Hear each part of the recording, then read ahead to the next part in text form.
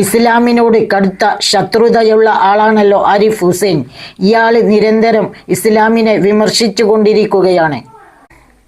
ആരിഫ് ഹുസൈൻ യൂട്യൂബിൽ ഒരു പരിപാടി നടത്തുന്നുണ്ട്, കോയാക്കോൾ എന്ന പരിപാടി. അതിലേക്ക് ആരെങ്കിലുമൊക്കെ വിളിക്കും, അവരോട് കുറെ തർക്കിക്കും, അവരെ കുറെ ആക്ഷേപിക്കും, എന്നിട്ട് അത് റെക്കോർഡ് ചെയ്ത് യൂട്യൂബിൽ പോസ്റ്റ് ചെയ്യും. ഇപ്പോൾ കോയ കോളിംഗ് എന്ന പരിപാടിൻ്റെ വാർഷികമോ മറ്റോ എന്തോ കോഴിക്കോട് വെച്ച് നടത്തിയിരുന്നു. അതിലേക്ക് ഉദ്ഘാടകനായി ഒരു ഉസ്താദിനെയായിരുന്നു നിശ്ചയിച്ചിരുന്നത്. ആ ഉസ്താദിനോടൊപ്പം ഇരിക്കുന്നതും ചിരിക്കുന്നതുമായ ഫോട്ടോകൾ ആരിഫിൻ്റെ ആളുകൾ പുറത്തുവിട്ടിരുന്നു. എന്നാൽ കോഴിക്കോട് വെച്ച് നടന്ന പരിപാടിയിൽ ആ ഉസ്താദ് പ്രസംഗിക്കുന്നത് ഇവർ പുറത്തുവിട്ടില്ല. മറ്റാരോ ഈ പ്രസംഗം ഫേസ്ബുക്കിൽ പോസ്റ്റ് ചെയ്തിരുന്നു. ആ പ്രസംഗത്തിനടിയിൽ ഈ ഉസ്താദ് വന്ന് കമൻ്റ് ചെയ്തത് ഇങ്ങനെയായിരുന്നു: ഇത് പോസ്റ്റ് ചെയ്തതിൽ നിങ്ങൾക്ക് നന്ദി. എൻ്റെ പ്രസംഗം പുറത്തു വിടാതെ ആരിഫിൻ്റെ ആളുകൾ ഫോട്ടോ മാത്രം പുറത്തുവിട്ടതിനെ തുടർന്ന് ഞാൻ വലിയ സൈബർ ആക്രമണം നേരിട്ടുകൊണ്ടിരിക്കുകയായിരുന്നു. അള്ളാഹു നിങ്ങൾക്ക് റഹ്മത്ത് ചെയ്യട്ടെ. ഇതായിരുന്നു ആ പ്രസംഗത്തിനടിയിൽ ഈ ഉസ്താദ് ഇട്ട കമൻ്റ്. ആ ഉസ്താദ് പറയുന്നത് ആരിഫ് ഹുസൈൻ്റെ ആളുകൾ ഉസ്താദിൻ്റെ പ്രസംഗം പോസ്റ്റ് ചെയ്യാതെ ഫോട്ടോ മാത്രമാണ് പോസ്റ്റ് ചെയ്തത് എന്നതാണ്.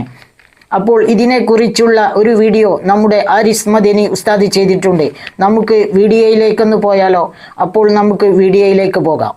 ഇസ്ലാമിനോട് ശത്രുതയുള്ള ആളുകൾ എല്ലാ കാലത്തും ഉണ്ടായിട്ടുണ്ട്. അവർ പരമാവധി ഇസ്ലാമിനെയും മുസ്ലിമീങ്ങളെയും ഉപദ്രവിക്കാനും ആക്ഷേപിക്കാനും ശ്രമിച്ചിട്ടുമുണ്ട്. എന്നാൽ പിന്നീട് അവരിൽ ചിലരൊക്കെ ഇസ്ലാമിന്റെ മിത്രങ്ങളായി മാറിയ ചരിത്രങ്ങളാണ് നമുക്ക് കാണാൻ കഴിയുന്നത്. ഇനി അവർ ഇസ്ലാമിന്റെ മിത്രങ്ങളായി മാറിയിട്ടില്ലെങ്കിലും അവര് കാരണം പലപ്പോഴും ഇസ്ലാമിന് ഗുണമുണ്ടായിട്ടുണ്ട്. അതെല്ലാ കാലത്തെയും ചരിത്രം പരിശോധിച്ചാൽ നമുക്ക് മനസ്സിലാകും. ഇപ്പൊ ഏറ്റവും പുതിയ ഒരു സംഭവം, ഇസ്ലാമിനോട് കടുത്ത ശത്രുതയുള്ള ഒരാളാണല്ലോ ആരിഫ് ഹുസൈൻ എന്ന് പറയുന്ന ഒരാൾ. അയാൾ നിരന്തരം ഇസ്ലാമിനെ വിമർശിച്ചു കൊണ്ടിരിക്കുകയാണ്. എന്ന് മാത്രമല്ല, അയാൾ യൂട്യൂബിൽ ഒരു പരിപാടി നടത്തുന്നുണ്ട്, കോയ കോളിംഗ് എന്ന. ആരെങ്കിലുമൊക്കെ അതിലേക്ക് വിളിക്കും, അവരോട് കുറെ തർക്കിക്കും, അവരെ കുറെ ആക്ഷേപിക്കും, എന്നിട്ട് അത് റെക്കോർഡ് ചെയ്ത് അദ്ദേഹം യൂട്യൂബിലൂടെ ആളുകളെ കാണിച്ച് അരിപ്രശ്നത്തിനുള്ള വകുപ്പുണ്ടാക്കുകയും ചെയ്യും. അതിന്റെ വാർഷികമാണെന്ന് തോന്നുന്നു കോഴിക്കോട് വെച്ച് വലിയ പ്രചരണമൊക്കെ നടത്തി ഒരു പരിപാടി സംഘടിപ്പിച്ചു. പക്ഷേ വിരലിലുണ്ടാവുന്ന ആളുകൾ മാത്രമേ അതിൽ പങ്കെടുത്തിട്ടുള്ളൂ. അതിന്റെ ചിത്രങ്ങളൊക്കെ പുറത്തു വന്ന് നമ്മൾ കണ്ടിട്ടുള്ളതാണ്. എന്തായാലും ആ പരിപാടിയുടെ ഉദ്ഘാടകനായി ഒരു ഉസ്താദിനെയാണ് നിശ്ചയിച്ചിരുന്നത്. എന്ന് മാത്രമല്ല, ആ ഉസ്താദും ആരിഫും ഒക്കെ ഒരുമിച്ചിരിക്കുന്നതും ചിരിക്കുന്നതുമായ ഫോട്ടോകൾ ആരിഫിന്റെ ആളുകൾ തന്നെ പുറത്തുവിടുകയും ചെയ്തിട്ടുണ്ട്. ആ ഫോട്ടോയൊക്കെ കണ്ട സമയത്ത് എനിക്ക് തോന്നി, എന്തിനാണ് ഇയാൾ ആ പണിക്ക് പോയത്? ഇസ്ലാമിനെ ഇങ്ങനെ ആക്ഷേപിക്കുന്നവരുടെ വേദിയിൽ അതിന്റെ ഉദ്ഘാടകനായിട്ടൊക്കെ ഒരു തലേക്കെട്ടുകാരൻ പോകേണ്ട ആവശ്യമുണ്ടോ എന്നൊക്കെ ചിന്തിച്ചിരുന്നു. എന്നാൽ എവിടെയും എഴുതുകയോ പറയുകയോ ചെയ്തില്ല അതിനെക്കുറിച്ച്. കാരണം എന്താണത് എന്ന് വ്യക്തമായൊരു ചിത്രം തെളിയട്ടെ എന്ന് വിചാരിച്ച് കാത്തിരിക്കുകയായിരുന്നു.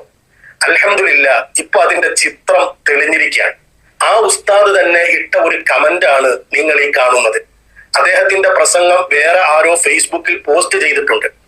അതിന്റെ അടിയിൽ അദ്ദേഹം കൊടുത്ത കമന്റ് ഇങ്ങനെയാണ്: ഇത് പോസ്റ്റ് ചെയ്തതിൽ നിങ്ങൾക്ക് നന്ദി. എന്റെ പ്രസംഗം പുറത്തുവിടാതെ ആരിഫിന്റെ ആളുകൾ ഫോട്ടോ മാത്രം പുറത്തുവിട്ടതിനെ തുടർന്ന് ഞാൻ വലിയ സൈബർ അക്രമം നേരിട്ട് കൊണ്ടിരിക്കുകയായിരുന്നു. അള്ളാഹു നിങ്ങൾക്ക് റഹ്മത്ത് ചെയ്യട്ടെ. ഇപ്പൊ ഇദ്ദേഹം ഇതിൽ പറയുന്നത് അദ്ദേഹത്തിന്റെ പ്രസംഗം ആരിഫിന്റെ ആളുകൾ പുറത്തുവിട്ടില്ല എന്നാണ്. എന്ന് മാത്രമല്ല, ചില ഫോട്ടോകൾ മാത്രമാണ്, ആരിഫിനോടൊപ്പമൊക്കെ ആ ഉസ്താദ് ഇരിക്കുന്ന ചിത്രങ്ങൾ മാത്രമാണ് അവർ പുറത്തുവിട്ടത്. അത് കാരണമായി വലിയ സൈബർ അക്രമം ആ ഉസ്താദിന് നേരിടേണ്ടി വന്നു എന്നാണ്. സ്വാഭാവികമാണ്. ആ ചിത്രം കാണുമ്പോൾ ആരും നിങ്ങളെ വിമർശിച്ചു പോകും ഉസ്താദെ. ഞാനും ആ ഫോട്ടോ കണ്ടപ്പോ ഞാൻ പറഞ്ഞല്ലോ, എന്തിനാണ് ഈ പണിക്ക് ആ ചെങ്ങാതി പോയത് എന്ന് ചിന്തിച്ചിരുന്നു.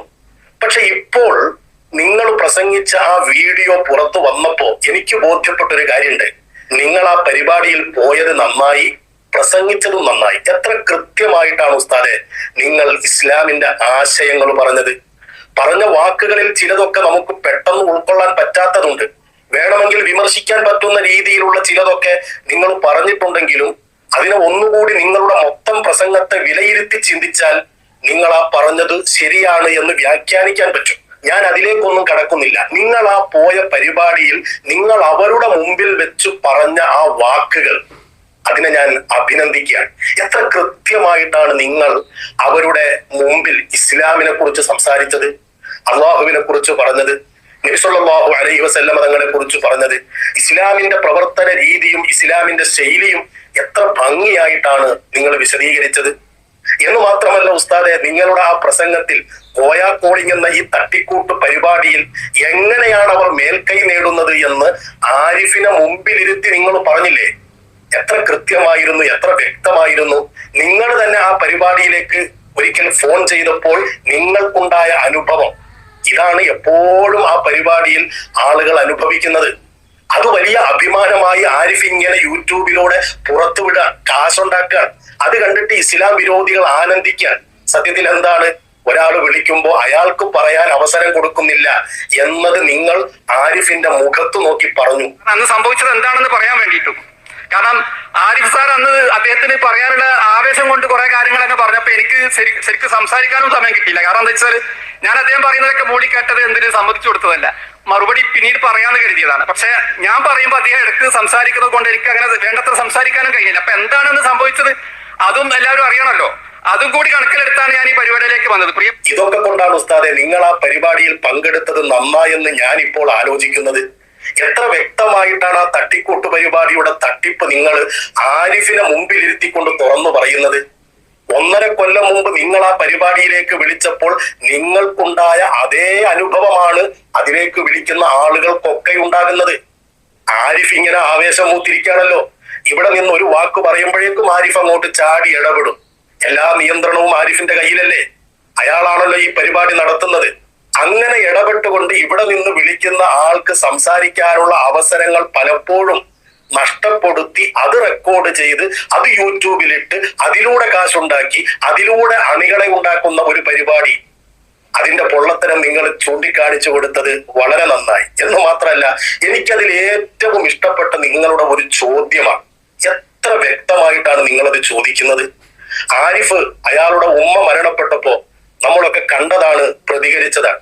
ആ ഉമ്മ മരണപ്പെട്ടപ്പോൾ ആരിഫ് എഴുതിയ പോസ്റ്റിനെ ചൂണ്ടിക്കാണിച്ചുകൊണ്ട് ഇതൊരു ധാർമ്മികമായ എന്ത് സന്ദേശമാണ് ഇതിലൂടെ എന്ന് ആരിഫിന്റെ മുഖത്ത് നോക്കി ചോദിക്കാൻ നിങ്ങൾ കാണിച്ച ആ ആർജവം, അതിനെ ഞാൻ അഭിനന്ദിക്കുകയാണ്.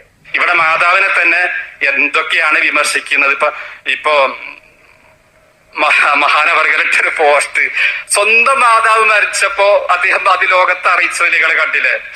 എന്റെ മാതാവ് ഹൂറന്മാരെ കള പോയി. മാതാവ് അദ്ദേഹത്തോട് ചെയ്തത് ഒരു പക്ഷെ അനീതിയാണ് എന്ന് തോന്നുന്നുണ്ടാകാം. പക്ഷെ മാതാവിന്റെ ഒരു ജീവിത പശ്ചാത്തലവുമായി അങ്ങനെ പറയാനേ കഴിയോ? എന്റെ വീട്ടിൽ നിന്ന് ഇറങ്ങിപ്പോ, എന്റെ ആശയത്തിൽ അല്ലെങ്കിൽ ഇറങ്ങിപ്പോ എന്നൊക്കെ മാതാവ് പറഞ്ഞിട്ടുണ്ടാകാം. അതൊക്കെ മാതാവിനെ മനസ്സിലായി. അത് അദ്ദേഹത്തിന് വേദന ഉണ്ടാക്കിയിട്ടുണ്ടാകാം. അദ്ദേഹത്തിന് സഹിക്കാൻ കഴിയാത്തത് കൊണ്ടും കുട്ടിക്കാലം മുതൽ അനുഭവിച്ച ആ വേദനയുടെ ഒരു പ്രശ്നമായിരിക്കാം അങ്ങനെ എഴുതാൻ അദ്ദേഹത്തിന് തോന്നിപ്പിച്ചത്. എന്നാലും അങ്ങനെയൊക്കെ എഴുതുമ്പോ അതൊരു ധാർമ്മികതയാണോ? അപ്പൊ നിങ്ങൾ പറയാറുണ്ട് മതമില്ലെങ്കിലും ഞങ്ങൾ ധാർമ്മികരായി ജീവിക്കുന്നു. ഇതെന്ത് ധാർമ്മികതയാണ്? എന്ത് ധാർമ്മികമായ ഒരു സന്ദേശമാണ്? എന്ത് ധാർമ്മികമായ സന്ദേശമാണ് ആരിഫ് ഇതിലൂടെ ലോകത്തിന് കൊടുക്കുന്നത് എന്ന് ആരിഫിനെ മുമ്പിലിരുത്തി ചോദിക്കുകയാണ്. ആരിഫിന്റെ അവസ്ഥ ഒന്ന് ആലോചിച്ച് നോക്കിയേ. ആരിഫ് എവിടെ പരിപാടി അവതരിപ്പിച്ചാലും ഇതാ അവസ്ഥ. ലണ്ടനിൽ പോയി കണ്ടം വഴി ഓടി, എന്നിട്ട് നാട്ടിൽ വന്നിട്ട് ഒരു പരിപാടി സംഘടിപ്പിച്ച് അതിലേക്ക് ഒരു ഉസ്താദിനെ വിളിച്ചപ്പോ ആ ഉസ്താദ് ആരിഫിനെ ഇരുത്തിക്കൊണ്ട് പറയുന്നത് ഇത്തരത്തിലുള്ള കാര്യങ്ങളാണ്. എന്ന് മാത്രമല്ല, അത് ക്രൂരമായൊരു സന്ദേശമാണ് എന്നും ആ ഉസ്താദ് വെട്ടി തുറന്നു പറയാണ്. പക്ഷേ ഇവിടെ അണികൾക്ക് കൊടുക്കുന്ന ആ സന്ദേശം അത് വളരെ ക്രൂരമായൊരു സന്ദേശമായി പോയി. അത്തരം പരിപാടികൾ പിന്മാറണം. അത് എനിക്ക് പറയാനുള്ളൊരു അതെ, അത്തരം പരിപാടികളിൽ നിന്ന് പിന്മാറണം. ഇതൊക്കെ ക്രൂരമാണ്. ഇസ്ലാമിനോടുള്ള വെറുപ്പ് കൊണ്ട് സ്വന്തം മാതാവ് മരിച്ചു കിടക്കുമ്പോ ആ മാതാവിന്റെ മയ്യത്ത് പോലും ഖബറടക്കുന്നതിന് മുമ്പ് ഒരു മകൻ ഫേസ്ബുക്കിൽ പോസ്റ്റ് ഇട്ടതാണ്. ഇയാളുടെയൊക്കെ അവസ്ഥയൊന്ന് ആലോചിച്ച് നോക്കിയേ. അതിനെക്കുറിച്ച് മുമ്പിലിരുത്തിക്കൊണ്ട് ഒരു ഉസ്താദ് പറഞ്ഞു കൊടുക്കണമെങ്കിൽ അത് സമൂഹത്തിൽ ഉണ്ടാക്കുന്ന ചിന്ത, മാറ്റം എത്ര വലുതാണ്. അതുകൊണ്ട് ആ ഉസ്താദ് അതിൽ പങ്കെടുത്തത് വളരെ നന്നായി. എന്ന് മാത്രമല്ല, ആരിഫിനോട് കൊടുക്കുന്ന ഒരു ഉപദേശമുണ്ട്. നിങ്ങളുടെ ഈ പരിപാടിയിലേക്ക് വിളിക്കുന്നവർ പല ജാതി ആളുകളുണ്ടാകും. പക്ഷെ ഒരു ആശയം പറയുന്ന ആളെന്ന രീതിയിൽ മാന്യമായി സംസാരിക്കണമെന്ന ഉസ്താദിന്റെ ഉപദേശം. പിന്നെന്താന്ന് വെച്ചാല് കോളിംഗിലേക്ക് വിളിക്കുന്ന ആളുകൾ പലതരക്കാരുണ്ടാവും. ഒരു സമൂഹത്തോട് സംസാരിക്കാൻ കടപ്പെട്ട ഒരാൾ ആരാകട്ടെ, ഒരു നേതാവ് എപ്പോഴും അവരുമായി ബന്ധപ്പെടുന്ന ആളുകളെ ഏറ്റവും അപ്രിസിയേറ്റ് ചെയ്ത് സംസാരിക്കാവും. പല ജാതി ആളുകളെ പല വിദ്യാഭ്യാസം കൊണ്ടും പല രീതികളും പല ചിന്താധിക്കാരും നമ്മെ വിളിക്കും. അവ വിളിക്കുന്ന ആളുകളോടൊക്കെ മാന്യമായി സംസാരിക്കുക. സമൂഹത്തെ പ്രവർത്തിക്കുന്ന ആളുകൾ സമൂഹത്തിലൊരാളായിരിക്കണം. സമൂഹവുമായി ഇണങ്ങുന്ന ആളുകളാണ് അവരോട് സംസാരിക്കേണ്ടത്. ഏത് കാര്യം പറയുന്ന കാര്യമായാലും, ഈ ബിസിനസ് കാര്യമായാലും, രാഷ്ട്രീയ കാര്യം പറയുന്ന ആളുകളായാലും, പിന്നെ ഇസ്ലാമിന്റെ കാര്യം പറയുന്ന ആളെ, ഇസ്ലാമിൽ വിമർശിക്കുന്ന കാര്യങ്ങൾ പറയുന്നതാണെങ്കിൽ അഭിപ്രായ വ്യത്യാസങ്ങളുള്ള കാര്യങ്ങൾ മാന്യമായി പറയുക എന്നത് നമ്മുടെ ഒരു സ്വഭാവമായി കണക്കാക്കണം എന്നാണ് എനിക്ക് സന്ദർഭോചിതമായി അപേക്ഷിക്കാനുള്ളത്.